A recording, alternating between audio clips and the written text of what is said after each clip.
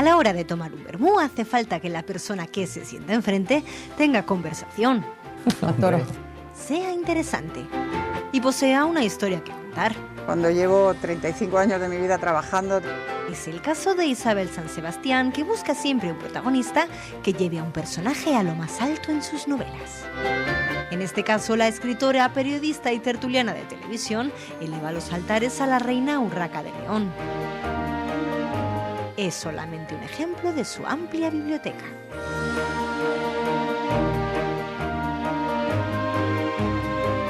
Aunque Isabel cuenta con una vasta trayectoria en todo tipo de medios, su ojito derecho es la escritura. Así que hoy, con la temeraria recién salida del horno, conocemos a Isabel San Sebastián un poquito más en la hora del vermú.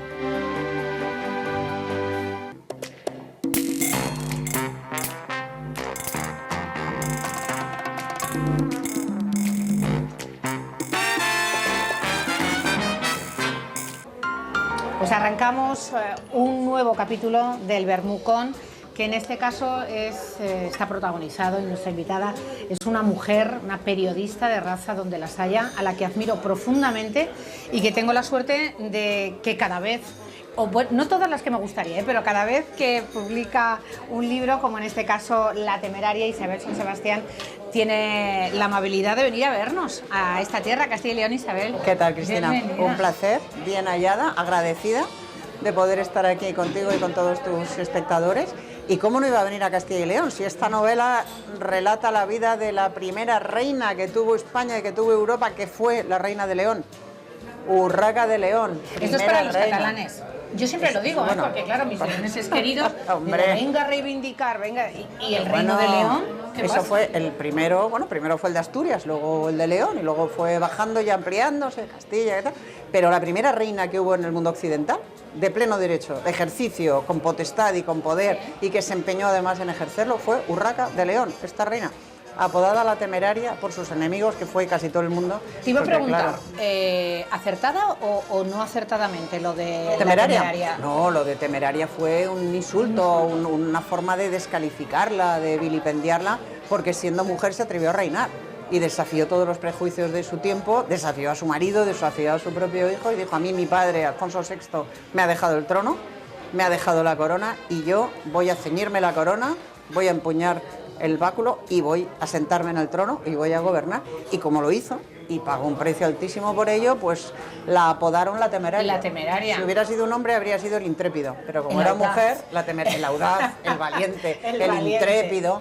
Bueno, su marido, Alfonso Mal I, marido, mal marido. muy mal marido, que la maltrataba, que le pegaba, que intentó robarle su reino, etcétera, etcétera, pasó a la historia como el batallador. Y es verdad que batallador era, reconquistó mucho territorio y batalló mucho, pero también tenía muchos defectos. Pero él ha pasado a la historia con lo mejor de sí mismo y ella con un apodo como temeraria. Yo rescato su memoria en esta novela. Es que a mí me gusta que en todos estos últimos libros, bueno, porque antes hablábamos de qué número de novela histórica Pues no sé, ocupa la temeraria, pero llevas novena, llevo unos cuantos, ¿eh? Es que la reconquista son muchos siglos. Claro, y la reconquista. ¿Y cómo te has metido en la reconquista? Que esto lo sabes porque Yo sí que soy una temeraria. Isabel San Sebastián, nombre de reina. Oye, yo también, ¿eh? Yo sí que soy una temeraria, Isabel y tú también. Cristina, dos nombres de reinas. Pero que se meten, que eres muy facha por hablar de la reconquista. Mucho. Esto es Vamos a políticamente brindar por la incorrectísimo. reconquista. Venga, aupa. Siento. por Aupa. todos ustedes.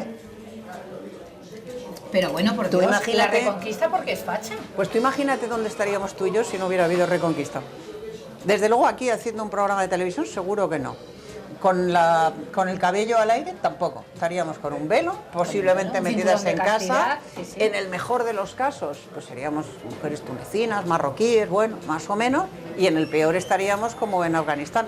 O sea, si España hubiera acabado en manos de los almohades, por ejemplo, que fueron gentes absolutamente rigoristas, fundamentalistas, el equivalente al Daesh hoy en día, estaríamos como en Afganistán o como en Irán. Afortunadamente, nuestros antepasados cristianos se empeñaron en recuperar el territorio de lo que había sido el reino visigodo de España y recuperar la Y esto europeidad molesta, de España. Y esto les reconquistar. molesta a algunos, sí, no sé, hay gente a la que le parece que España habría estado mucho mejor si hubiera seguido siendo musulmana. Y encima se dicen progresistas y feministas, que manda narices. Pues yo creo creo que... Cuando tú lo que estás haciendo es reivindicar, no solo en este libro, sino la memoria, la historia de mujeres del siglo XII, como es el caso de la reina Urraca, bueno, en fin, a lo largo de la historia, que buena parte se desarrolla además en esta tierra. Yo estoy recuperando la memoria histórica de verdad, o sea, la memoria histórica de una nación que se construyó en buena medida en torno a esa epopeya, esa epopeya secular llamada Reconquista, o recientemente, bueno, igual no quiero entrar en memeces nominalistas, pero en torno a ese proyecto secular de recuperar lo que había sido el reino visigodo de España, reinsertar, digamos, el territorio de la península en el entorno occidental, europeo, cristiano, etcétera. Y lo hago siempre a través de ojos de mujeres, empezando por el matriarcado Astur. Porque es que hay gente que se piensa que España es el país más machista del mundo. Nada más lejos de la realidad. España se construyó y se reconstruyó con una marcadísima influencia femenina del matriarcado Astur. Y hay un montón de reinas y de personajes anónimos en la historia, mujeres, con un papel determinante. Y yo me he propuesto recuperarlo desde mi primera novela, Astur, que habla precisamente de ese matriarcado, hasta esta que novela la historia de la reina Urraca, la temeraria. Y bueno, pues se han metido conmigo, sí, ¿me importa? No, francamente. Oye, y además es que hace poquitos días en la presentación en Madrid hablabas precisamente de que es a lo que te has dedicado toda tu vida, aunque sea en el ámbito periodístico, has trabajado en televisión, en radio, en prensa, lo sigues haciendo también, a lo largo de toda tu carrera, pero que siempre has insistido en lo mismo, en España, en la unidad de España, y también dices y añades que pese a quien le pese, si no pudo Almanzor, no van a poder otros, ¿no? Sí. Yo siempre digo que si sobrevivimos a Almanzor, sobreviviremos a lo que nos eche, porque eso sí que fue un flagelo. O sea, como Almanzor no ha habido nadie, eso sí que fuese el imperio de Almanzor, lo relato en Las campanas de Santiago, fue terrorífico. Si sobrevivimos a aquello, sobreviviremos a todo. Pero es verdad, yo llevo toda mi vida dedicada a lo mismo, mis principios no han cambiado. Yo creo en la libertad. ¿Eres de las pocas? Pues que no en todas sé. Estas décadas yo no he cambiado. te has mantenido yo fiel. me mantengo fiel a mis principios y los defiendo por tierra, mar y aire. Es decir, en prensa, en radio, en televisión, en mis novelas. ¿Y cuáles son esos principios? Pues la libertad, la independencia de criterio, los valores, la vida, la verdad. España, desde luego, la Constitución hoy en día, antes eran otros marcos, ¿no? Pero vamos, hablando de la temeraria y de León, en las Cortes de León nació la democracia. En las Cortes de León nació la participación del pueblo en los asuntos de gobierno. En León, en las Cortes de León, en el siglo XII, en el arranque, entre el 11 y el 12. Entre el 11 y el 12, ahí nació la democracia, en León. Valladolid, donde estamos hoy, la ciudad del conde Ansúrez, una ciudad absolutamente vinculada con este periodo. Defender España es defender sus orígenes, defender sus raíces, defender su historia, y eso hago y yo, sentirnos ¿no? orgullosos de ello. Y es que eso parece que está mal visto, ¿no? Claro, hay capítulos negros, por supuesto. ¿Y qué país no tiene capítulos negros? Hoy leía si me lo permites, la leyenda negra, una vez más. Mucho más que este país. Pero mucho más. Mira, hoy leía yo, no me acuerdo en qué periódico, pero hoy me parece a veces, hoy leía yo lo que hicieron los ingleses con los aborígenes en Australia. Y con los niños de los aborígenes. Bueno, aniquilar a los padres y a los niños, secuestrarlos con 2, 3, 4 años. Nosotros jamás hicimos eso. Nosotros ni tuvimos un imperio ni nada que se le parezca. Tuvimos algo parecido y con al el imperio derecho de romano. Ciudadano. De gentes que había nacido precisamente, ¿dónde? En Salamanca. En la escuela de Salamanca, el derecho de gentes, la igualdad entre las gentes. Es que deberíamos estar muy orgullosos de esta historia. Y yo por lo menos lo estoy. Que tuvimos aspectos negros, sí, pero tenemos aspectos muy luminosos. Por ejemplo, la temeraria, Urraca de León, primera mujer que llegó a reinar y que defendió ese derecho, lo cuento en la novela. Murió, para mayor INRI, murió un 8 de marzo del año 1126, o sea, el Día de la Mujer. ¿Tú crees que el feminismo contemporáneo se ha preocupado alguna vez de reivindicar esta figura absolutamente pionera, absolutamente admirable de una mujer? Admirable, jamás. ¿Fue una demócrata? No. O sea, una reina del siglo XII no concebía el concepto de democracia, no lo concebía. Vivía en una sociedad estamental en la que eso no existía. A pesar de que hay que contextualizar, pero en su reino, y muy poco tiempo después nacieron las Cortes, o muy poco tiempo antes, el fuero de León que había instaurado Alfonso V, o sea, mucho tiempo antes, era un fuero extraordinariamente avanzado, que brindaba libertades y derechos y y capacidad de medrar a siervos con tal de que se instalaran ahí en León, en la frontera, ¿no? O sea, es que la historia de España es una historia tan apasionante y de la que podemos aprender tanto y tan feminista. ¿Por qué leemos tan poco y nos sentimos tan poco orgullosos de lo que se ha conseguido aquí, Isabel? Pues no lo sé. Esto no va a cambiar porque, una vez más, el avance de los siglos no nos hace que la realidad sea muy diferente al margen del contexto, ¿no? Yo te repito, si sobrevivimos al Manzor, también sobreviviremos a esto. O sea, España ha pasado por periodos muy negros, y muy turbulentos y muy duros, y los ha superado siempre, porque el pueblo español es un pueblo maravilloso. ¿Es resiliente esta palabra que es muy resiliente? Porque se es muy resiliente. Es un pueblo que tiene mucha paciencia, que aguanta carros y carretas, pero cuando rebasa el vaso, estalla. Y entonces quien ha abusado de su paciencia ya se puede preparar. Y es un pueblo de gente libre, y eso enlaza directamente con la Reconquista. España es una nación de gentes libres durante muchos siglos, porque fueron gentes que tuvieron que instalarse en la frontera, instalarse en un territorio peligroso para poder medrar, para poder mejorar, para poder progresar, y lo hicieron a costa de defender su vida y su libertad en situaciones muy difíciles. Castilla es una comunidad, Castilla y León, o León y Castilla, que no quiero ahí entrar esta vez. En el tiempo primero fue León y luego se llamó Castilla, y no quiero entrar en esa polémica, pero vamos. El reino de León o de León y Castilla fue un reino de gente libre y de gente valiente y de gente audaz y de mujeres fuertes. O sea, ya digo, Urraca sería como para presumir muchísimo. Y luego cuando decías que ella además no cedió su poder ni a su esposo, me recuerda también a Isabel la Católica, bueno, que teniendo un poco mejor matrimonio... Es que esa fue la clave. Pero Isabel la Católica también dijo, no, la reina de Castilla soy yo. Es que esa fue la clave, o sea, la clave fue lo personal. El matrimonio de Urraca de León con Alfonso I el Batallador... Por su padre, que se lo pidió su padre. Se lo impuso su padre. Ella tenía otro candidato, que era un noble castellano, precisamente, que la amaba, y que ella le amaba a él, y que además era un conde, era un magnate, había sido el alférez mayor de las tropas de su padre, o sea, no era un piernas, era un señor. Pero no le dejaron. ¿Por qué le impusieron el matrimonio con Alfonso?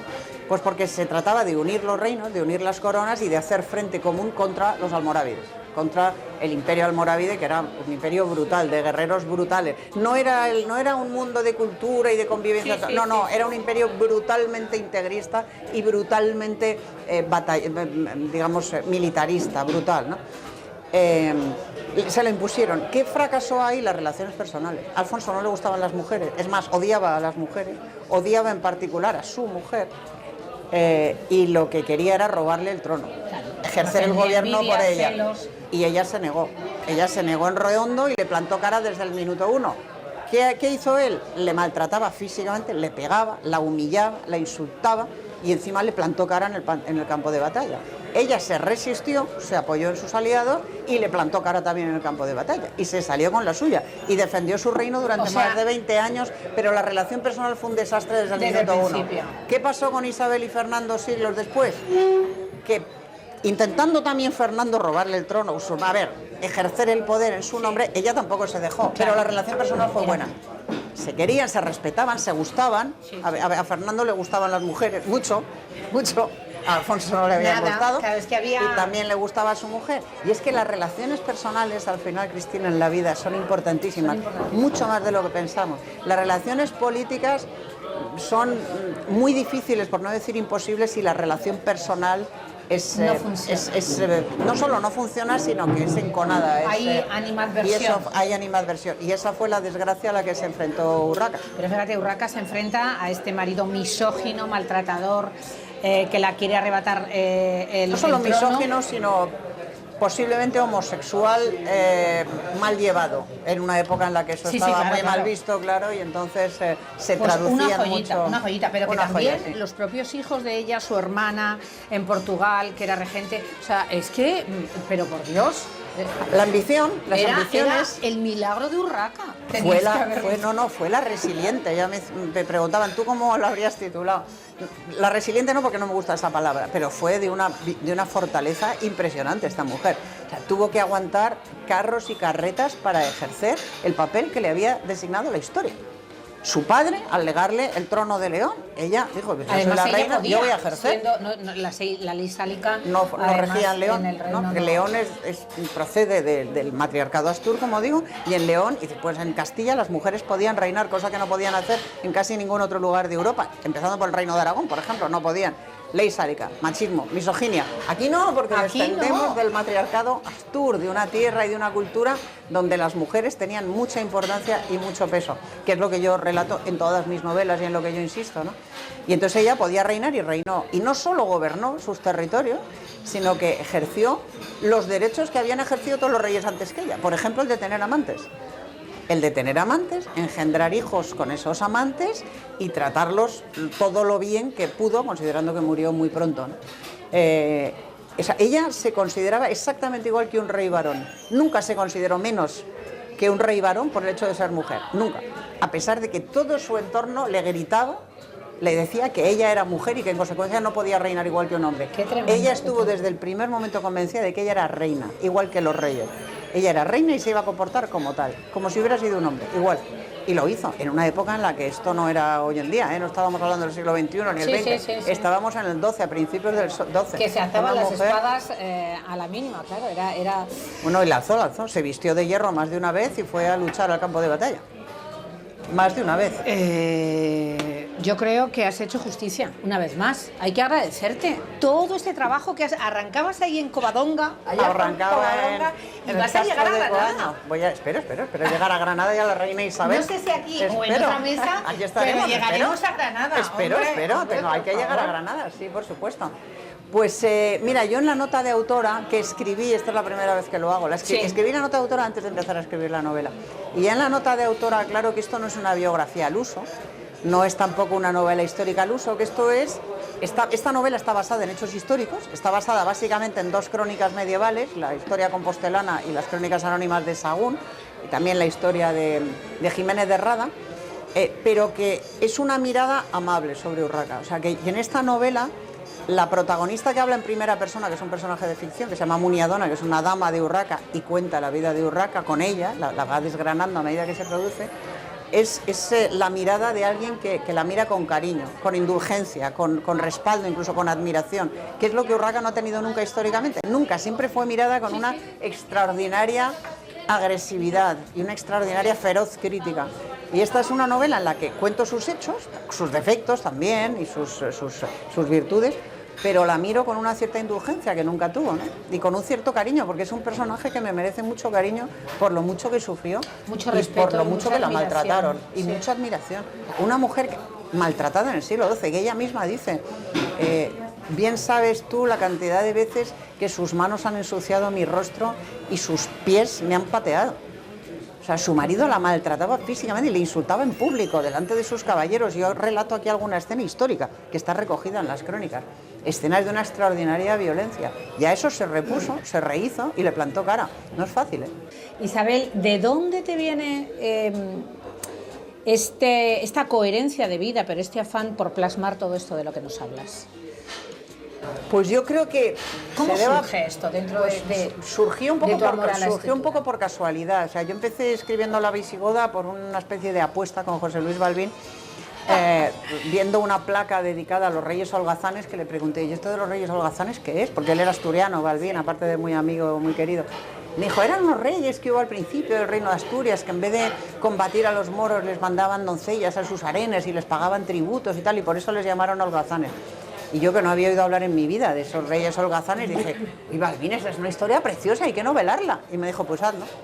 Y así escribí yo La Visigoda, mi primera novela, que fue muy bien y me dio muchas alegrías, sí. Y ya le cogí el gustillo y seguí, y dije, pues ya, hasta Granada. Pues venga. Y aquí sigo. Que vamos a ver la reconquista del siglo XXI. Qué bueno. Pero ¿por qué me interesa a mí tanto la historia de España y por qué amo yo tanto a esta vieja nación? Yo creo que es porque ¿Quieres tapar bocas con esta...? No, es que yo soy hija de diplomático. Yo me he criado muchos años fuera de España. De hecho, naciste en Chile. Nací en Chile, luego estuve en Suecia, en Francia, en muchos países, ¿no? Y me crié lejos de mi tierra. Y aprendí a amar esta tierra a través de los ojos de mis padres. Mi padre, sobre todo, que amaba la historia, era un hombre muy culto, y sobre todo a través de sus hechos, de su historia, de su gastronomía, de su arte, de tal. Y yo creo que probablemente desde esa nostalgia de la tierra, desde esa falta de raíces propias, desde esa necesidad de buscar esas raíces en los hechos de mi patria, pues desarrollé ese amor a la historia y a España, ¿no? Y ya una vez que empecé a escribir, pues me di cuenta de que disfrutaba mucho, me lo pasaba muy bien, y afortunadamente a mis lectores parece que también les gusta. ¿Sí? Semana y media desde que sale el libro, tercera edición. A la semana y media salió la segunda, y ahora ya van 2 y tercera edición. Sí, eso es algo, no lleva ni un mes en la calle y tercera edición me anunciaron ayer, eso es algo insólito. Es algo insólito, ¿eh? Esta urraca es que va muy fuerte, es que ya era hora de que alguien la rescatara. Ya era hora. Estaba hora. esperando al buen hacer de Isabel San Sebastián. Oye, hablábamos de tu padre y de tu madre. ¿Tu madre qué papel ha ejercido en la vida tuya y de tus hermanos? Muy importante.